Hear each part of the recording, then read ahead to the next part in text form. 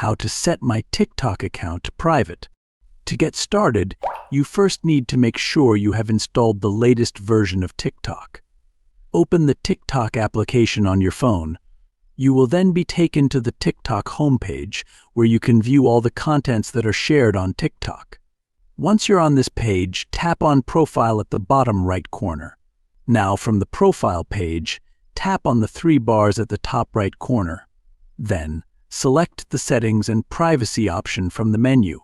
From this page, go to Privacy. After that, toggle on the Private Account option from here. Once you have set the account to private, only your followers can view the videos you share. Others who don't follow you back won't be able to see your friend list or the contents you share on TikTok. So, by following these simple steps, you can easily set your TikTok account to private. Thank you for watching. Please leave a like if this tutorial helped you, or leave a comment below if you have any questions related to the video.